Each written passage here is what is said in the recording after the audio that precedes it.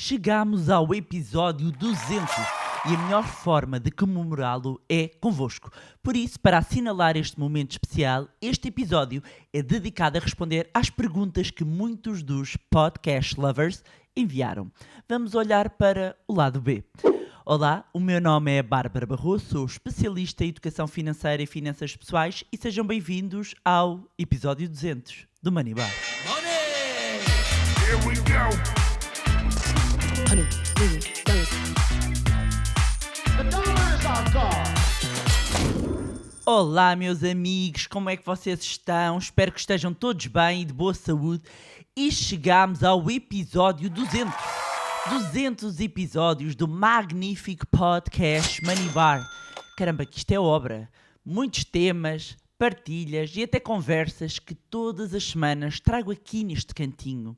Tantas horas aqui passadas naquele que é o primeiro podcast de finanças pessoais feito em Portugal e para portugueses. E por falar nisso, um beijinho a todos os portugueses que nos ouvem um pouco por todo o mundo e são muitos países e em muitos locais. É enquanto vão para o ginásio, é no trânsito, é em casa. Recebo normalmente muitas mensagens de vários ouvintes a dizer que o podcast os acompanha nas mais inúmeras atividades. Ora bem, o episódio 200 pede que, tal como fizemos no outro centenário comemorativo, olhar aqui para um outro lado, para o lado B. E o meu nome dá para brincar com isto, não é? Do lado B. Isto significa comemorar com a nossa comunidade de podcast lovers. E há sempre muitas perguntas que me enviam.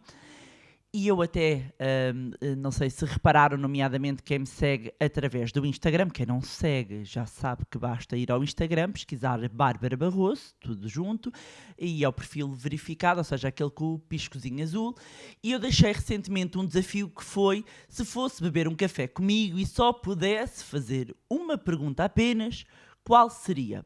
Ora bem, foram centenas de mensagens recebidas, pelo que não vai dar para responder a todas, mas uma coisa que eu achei interessante foi que muitas questões tinham um lado assim mais pessoal e daí a oportunidade de fazer o lado B 2.0, já que é o episódio 200. Portanto, sem mais demoras, e porque ainda são algumas, mesmo assim selecionei aqui algumas, vamos então às questões que foram colocadas. O Felipe Costa pergunta: qual foi o maior erro que cometeste quando iniciaste a tua aventura nos investimentos? Ora bem, o maior erro que eu cometi quando iniciei a minha aventura nos investimentos foi não colocar um stop loss. Eu faço essa menção no meu livro Ponha o Seu Dinheiro a Trabalhar para Si. E basicamente eu investia assim tinha uns investimentos um bocadinho arriscados e eram uns produtos alavancados e eu esqueci-me de pôr um stop loss. O que é isto de um stop loss? Para quem não sabe, é basicamente uma ordem de bolsa limite para perdas, que diz basicamente quando determinado ativo chegar a um determinado preço, vender. Ora, eu não pus essa venda e pelas características do produto levou a que eu perdesse todo o meu dinheiro. Portanto, e foi logo ali no início. E foi duro. Foi duro ultrapassar esse momento, mas foi também o ponto de viragem. É ali que eu, olhando para trás, identifico o momento onde acabou tudo por começar. O André Correia pergunta: qual foi o motivo que a influenciou para começar a investir?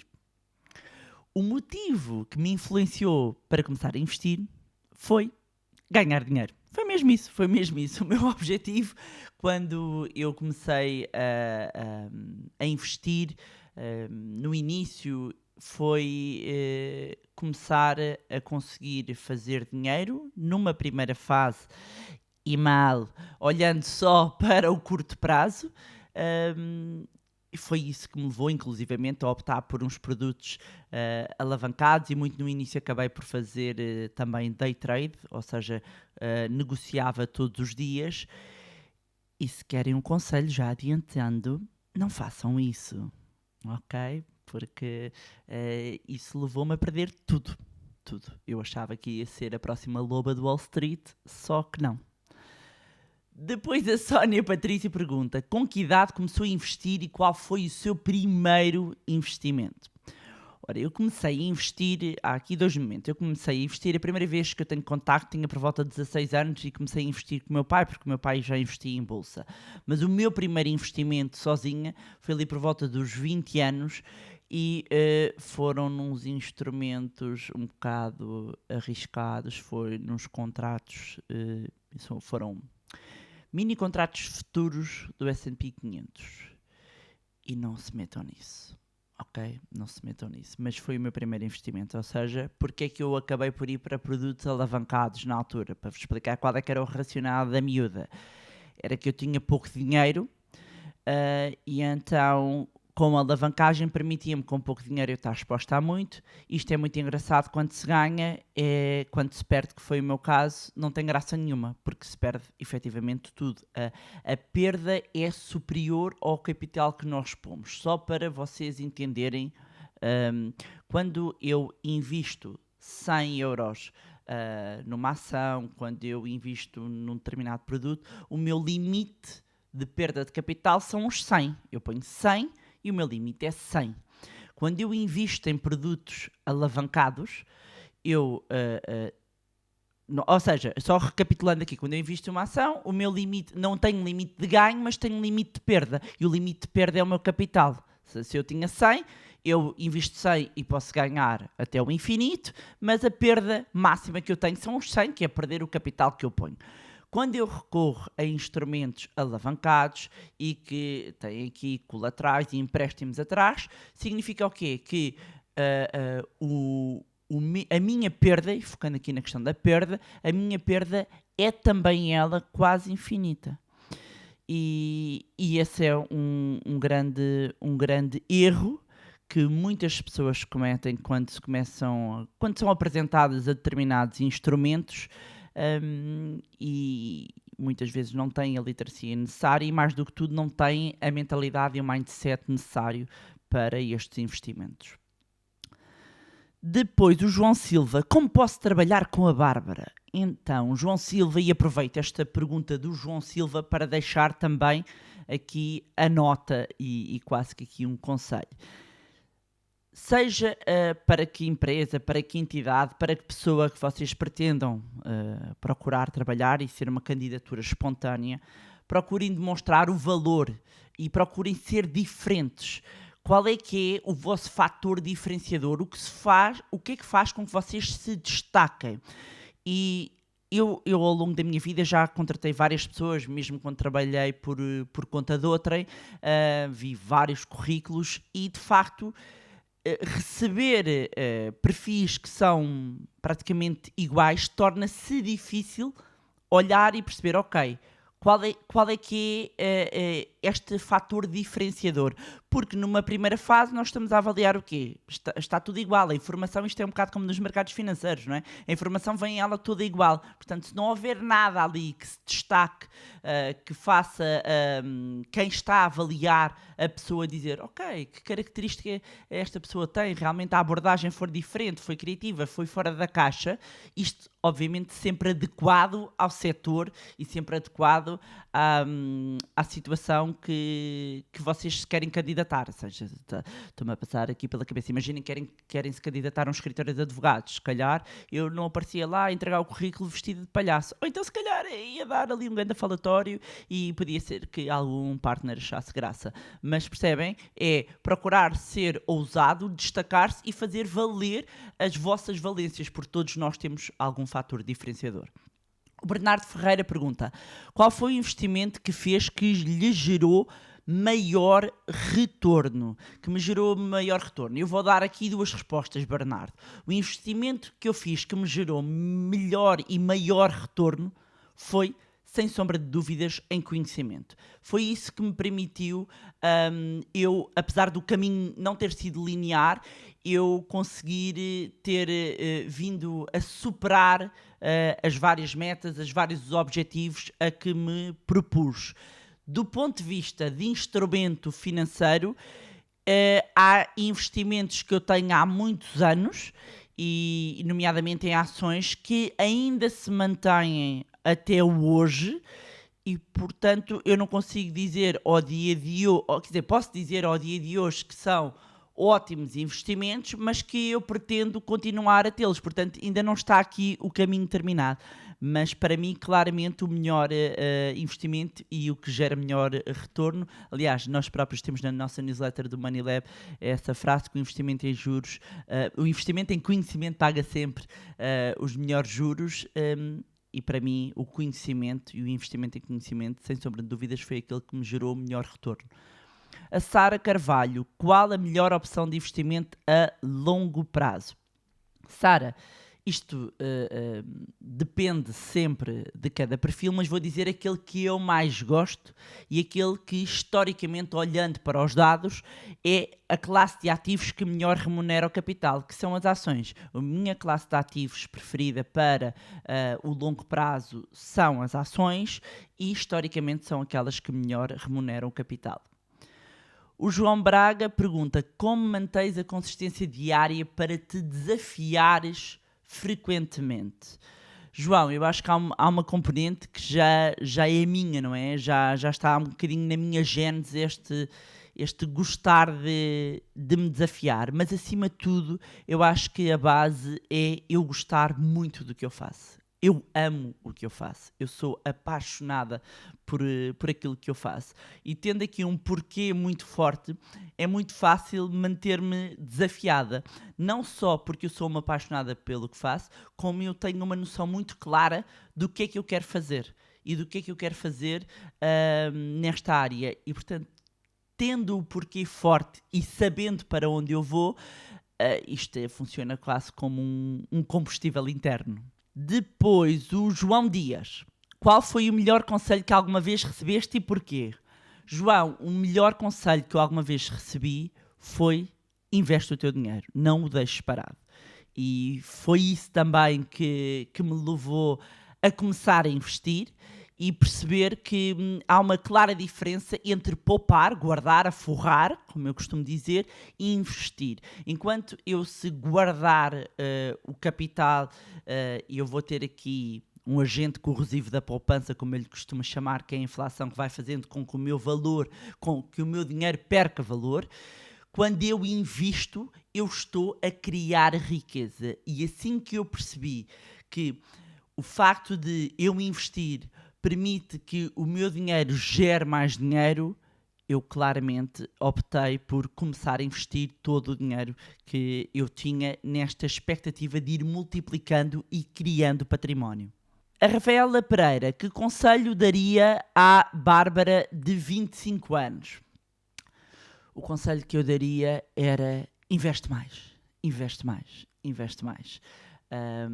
Na altura, mesmo com 25 anos, houve ali, se calhar, momentos de dúvida entre a forma como poderia alocar o capital e distribuir, até porque não tinha muito, e este era um ponto, não é? Às vezes eu consigo perceber perfeitamente os dilemas de muitas pessoas, porque eu própria passei por isso, e ter pouca capacidade de poupança e querer, ora poupo, ora compro aquilo, ora guardo para ali, ora invisto, ou seja, às tantas uma pessoa querer fazer tudo ao mesmo tempo e sentir que tem que tomar algumas decisões, e diria que reforça um bocadinho mais os investimentos, mas eu não me penalizo, porque eu sei que mesmo com 25 anos eu fiz o melhor que eu conseguia com as circunstâncias que eu tinha no momento. E eu nisso não me martirizo muito.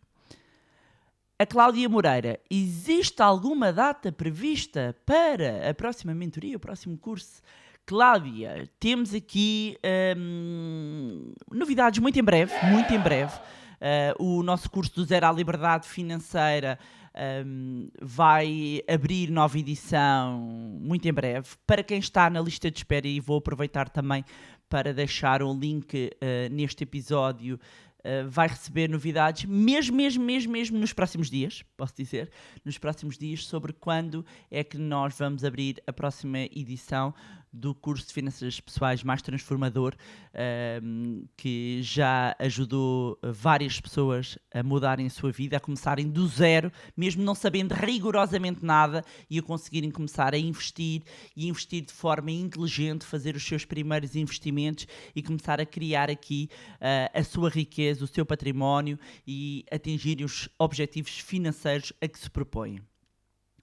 Depois, aqui, o Miládio da Silva.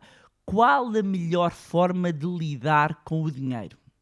A melhor forma de lidar com o dinheiro é, acima de tudo, primeiro, entender qual é que é o nosso modelo do dinheiro, qual é que é a nossa identidade financeira, compreendermos quem nós somos em relação ao dinheiro, às nossas finanças, qual é que é o nosso comportamento. Aliás, mesmo no curso, eu no livro menciono isso, no curso entramos mais a fundo e há mesmo todo um módulo, aliás, todo o primeiro módulo é dedicado à parte comportamental e é uma área que eu me interesso muito, está relacionada com a parte comportamental não só dos consumidores como dos investidores, que estudo há vários anos. Portanto, primeiro compreender quem eu sou para identificar a minha mentalidade, e depois de eu identificar a mentalidade atual, eu vou definir qual é que é o mindset, a mentalidade que eu pretendo ter, e haver toda uma reprogramação para essa nova mentalidade.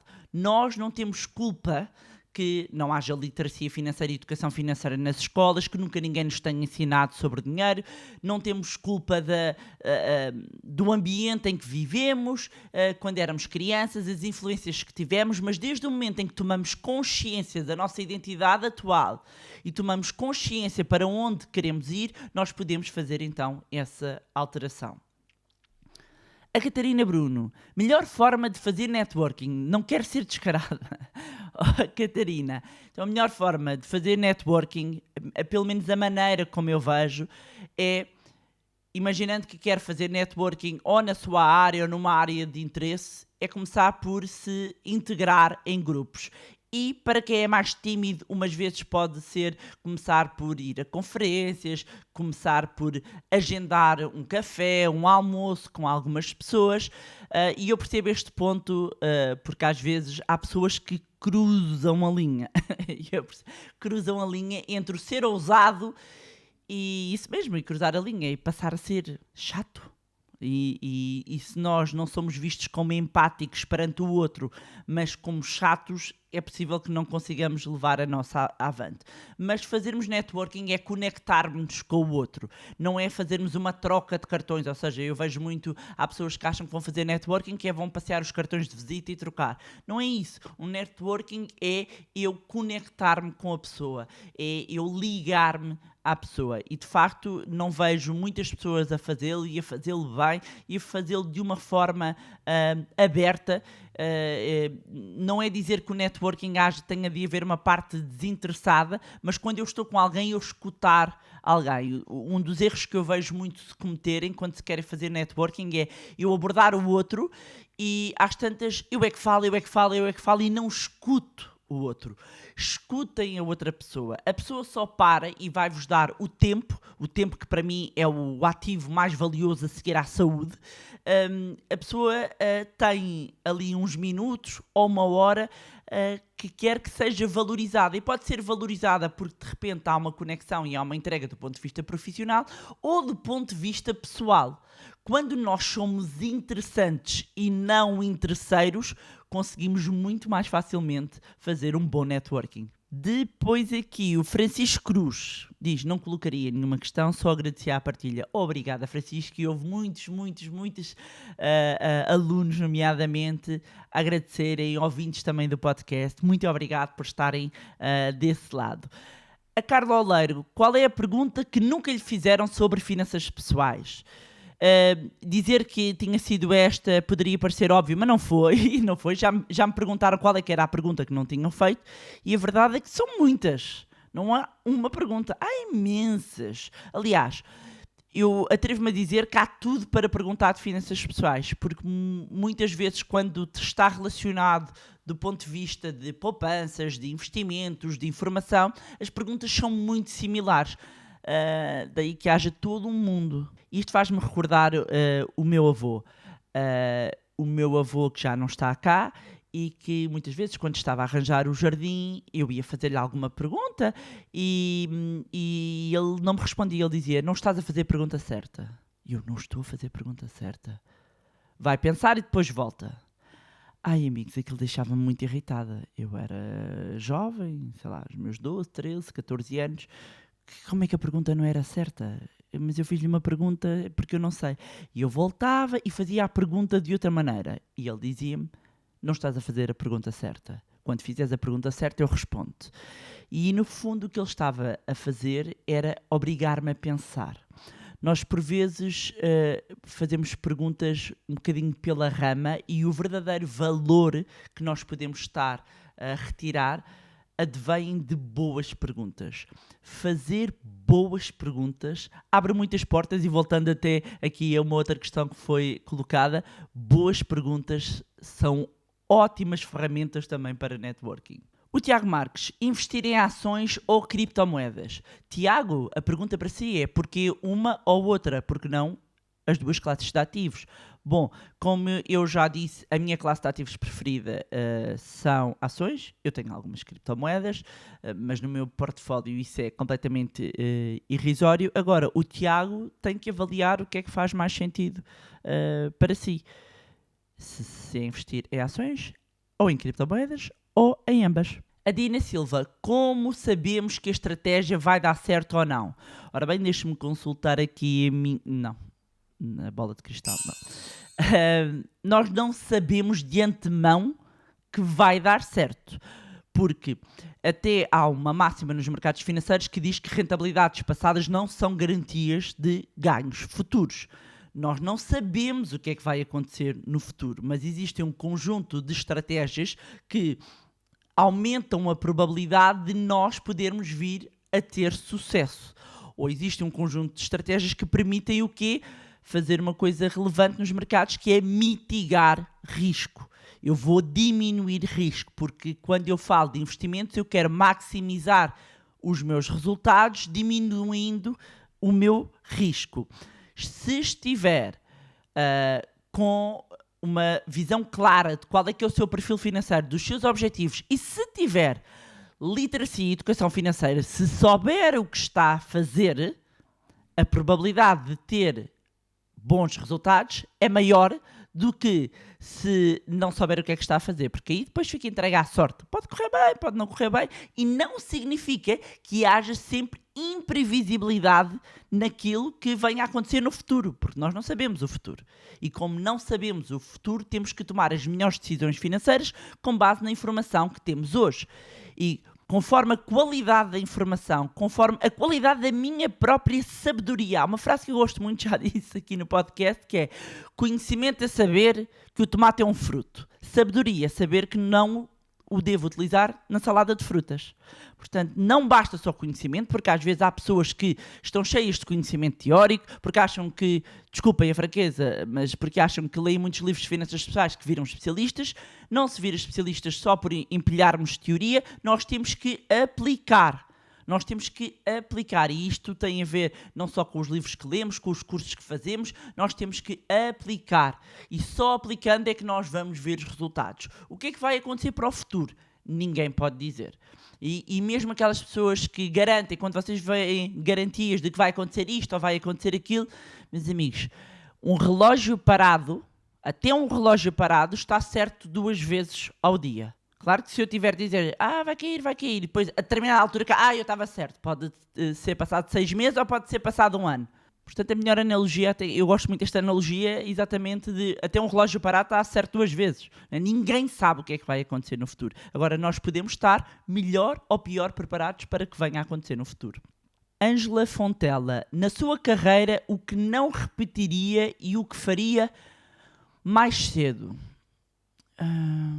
O que não repetiria e o que faria mais cedo? O que eu não repetiria... era ter dado tempo a algumas pessoas. Não repetiria.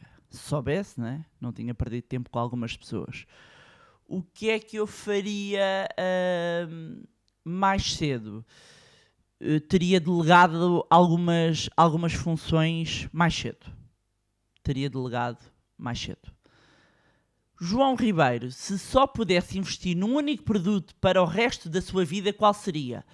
Bom, o João disse produto, não sei se queria dizer produto, se queria dizer classe de ativos, porque é diferente de produto e classes de ativos. Se fosse classe de ativos, efetivamente, que acaba por ser também um produto, não é? As ações são a minha classe de ativos preferida, porque eu gosto de investir em empresas, porque eu gosto de investir em negócios, gosto de investir sobretudo em negócios que eu sei que eu acredito que tenham potencial, e negócios sobretudo que eu entendo. Portanto, para mim, se eu só investisse numa classe de ativos, claramente seriam ações. A Letícia Soares, a liberdade financeira levou-te a dar mais valor ao que o dinheiro não compra. Eu sempre fui uma pessoa que deu valor muito àquilo que o dinheiro não compra. Mas, efetivamente, quando o dinheiro deixa de ser um problema, quando deixamos de ter o foco nas contas para pagar, quando deixamos de contar dinheiro, efetivamente há uma retirada de pressão. Quando nós analisamos, eu não sei se vocês conhecem, se não desafio-vos a pesquisar pirâmide Maslow, na base nós temos as nossas necessidades.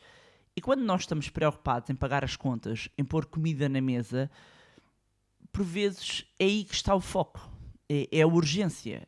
A urgência é essa. É pagar a conta da casa. É saber como é que eu vou pôr dinheiro na mesa. Como é que eu vou chegar ao final do mês. Portanto, o nosso foco está aí. Não estamos noutros campos mais profundos. Quando o dinheiro deixa de ser um problema, efetivamente, nós começamos a dar valor, ou pelo menos a reparar mais noutras coisas, porque também temos essa liberdade, temos essa disponibilidade mental. Quando as pessoas estão naquilo que eu chamo um fator quase de ansiedade financeira, é ali que está o foco. Estar a dizer a uma pessoa que tem que se preocupar com pôr dinheiro na mesa, que ela não se deve preocupar, que deve agradecer que tem saúde, claro que deve ser grata. E quando nós praticamos a gratidão, isto ajuda-nos a aliviar, mas quando eu não sei se tenho dinheiro para pagar a renda da casa, é difícil eu estar a pensar no resto.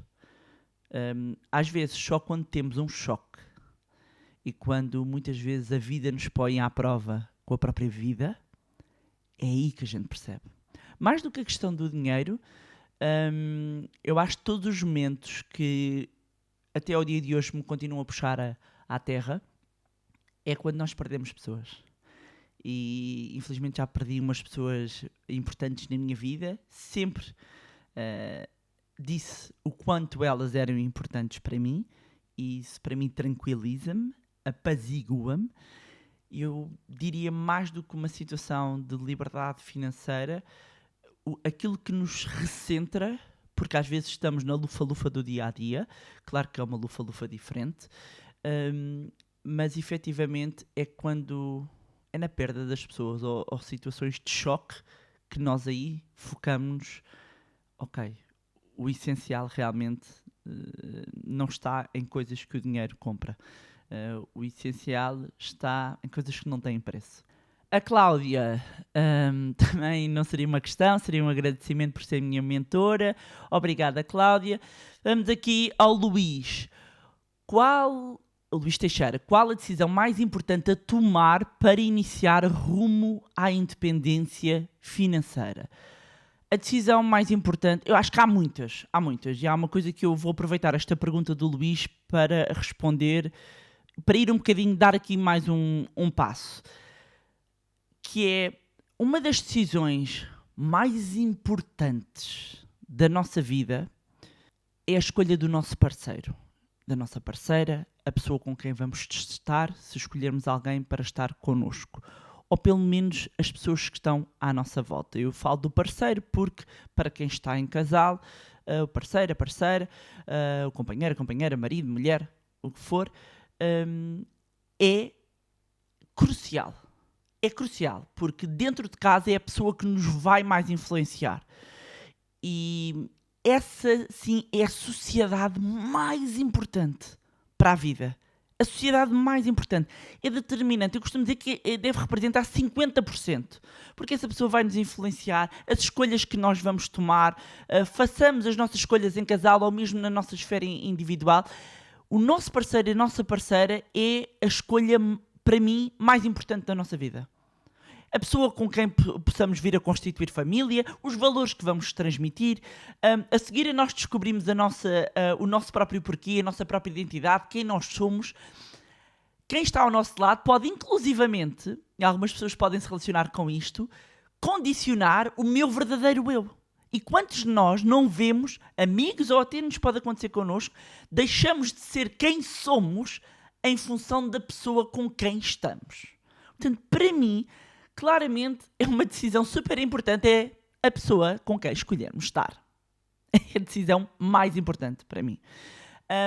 Depois, outra decisão bastante importante é, eu já mencionei aqui, é decidirmos investir no nosso conhecimento e entrarmos em ação, implementarmos e termos consistência. Portanto, há aqui um combo, não é? Que é eu investir na minha educação, seja ela qual for, porque vamos imaginar que eu quero, sei lá, ser pasteleiro, portanto eu tenho que investir na minha formação. Eu tenho que implementar, ou seja, não vale a pena só fazer um curso, depois ir para casa e achar que de repente vou fazer carreira naquilo. E tem de haver uma consistência. Portanto, este combo, tudo isto é importante para nós depois conseguirmos atingir o objetivo. O Luís estava aqui a mencionar para iniciar o rumo à independência financeira. Mas a decisão importante aqui para quem esteja sozinho é decidir começar a fazer alguma coisa e implementar mesmo. Implementar, entrar em ação. E haveriam muitas mais perguntas, não é possível estar aqui a responder a todas, e dizer muito obrigada a quem está desse lado, obrigada de coração pelas vossas mensagens, partilhas, e-mails, fotos, e obrigado por todos os dias praticamente enviarem feedbacks. Realmente é um grande incentivo todas as semanas para estar aqui a entregar mais uns minutos de partilha, que eu preparo sempre com cuidado, que eu preparo sempre com carinho, que é o meu momento aqui de altruísmo. Eu gosto muito mesmo do que faço, é o meu espaço de liberdade, que mantenho exatamente com a mesma gênese desde o início, que mantenho com independência total. Temos total independência de grupos financeiros, de grupos económicos, de mídia. Nós não temos ligação, e eu, Bárbara, não tenho ligação a lado nenhum, portanto posso dizer tudo como aos malucos, o que é espetacular. Portanto tenho uma grande liberdade. Agradecer-vos por confiarem e por estarem desse lado. Não se esqueçam de subscrever a nossa newsletter, porque vêm novidades, e eu vou deixar, como sempre, o link na descrição. Se não, também podem ir ao nosso site moneylab.pt. Já sabem também que podem acompanhar-nos nas redes sociais, Facebook, Instagram, LinkedIn, cujos links vou deixar na descrição. Juntarem-se também ao nosso grupo Telegram. E mais uma vez, não se esqueçam de subscrever o podcast através da plataforma onde estiverem a ouvir. Se gostaram do conteúdo e acham que vai ser útil a outras pessoas, ou pelo menos matar a curiosidade aqui de alguém, partilhem. Quanto a nós, encontramos-nos no próximo Money Bar, e meus amigos, tem sido um prazer estar aqui convosco nestes 200 episódios. Até ao próximo episódio. Money! Here we go.